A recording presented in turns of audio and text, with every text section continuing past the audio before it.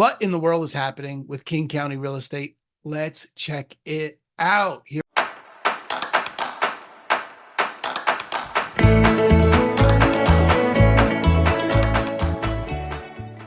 we go, people. This is so exciting. When we last left our heroes, you remember we were considering last month, was 2024 going to outpace 2023 in terms of the number of listings? Was it going to happen? It wasn't obvious. It was leaning that way. We thought it might, and boom, it has. So I'm showing you a historical perspective here first before we do a deep dive, because you can see while it is outpacing 2023, that's a really low bar. Okay. I mean, that was just the worst year in really history of number of listings. So we are better, more listings, more to choose from.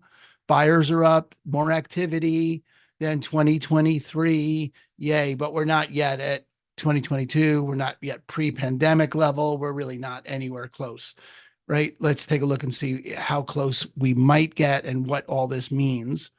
We'll just go to 2 years and show you that. Okay. So this is the last 2 years.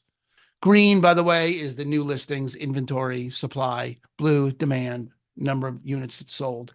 Pretty steady pace at the beginning of this year. That delta between new listings and buyers, really steady, right? Meaning it's getting to be more of a little bit of a balanced market here. Still a seller's market, but it's getting more balanced. And you've got you're already above the number of listings. We had more new listings come on in April than we did any 1 month last year. And there were more buyers in April than there were any month last year. We're not yet at 2022 levels. Is this April? What's this, March? April here was 3,200 new listings. This month was just 2,500 new listings. So really not in the same ballpark. So we're not pre-interest rate hike levels yet, but things are picking up. Now, that picking up from the perspective of someone who sells housing, yeah, that's me. Interesting, but not the deal for everybody. So what does it ultimately mean? Well, ultimately, it means you want to be careful when you're listing, because there's more listings coming on. So you can't price it outrageously. You've got to be really careful on how you price it, because there's more and more competition for you. If you're a buyer, that's nice because there's more and more houses to choose from. And it's not the kind of market it was last year where there was nothing to choose from. But buyers also need to look for bargains where they can find them. Look for people who priced it unrealistically that might have price drops.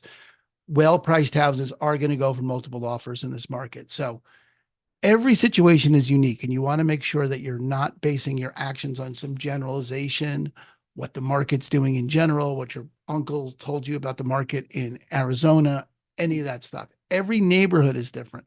Every block is distinct. Your situation is unique, and you want to make sure that you've got someone working with you every step of the way to make the most rational choice. I'm happy to help with that when it gets there.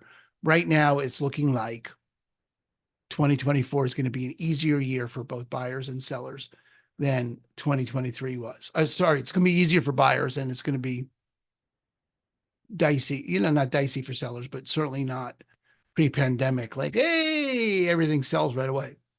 You're going to need to be careful with the pricing if this keeps up. And we'll see what happens in May, but this is a good sign for the overall activity in the market. All right. Questions? What do you need? That's what I'm here for. Aaron Hendon with Christine and Company over at eXp Realtors.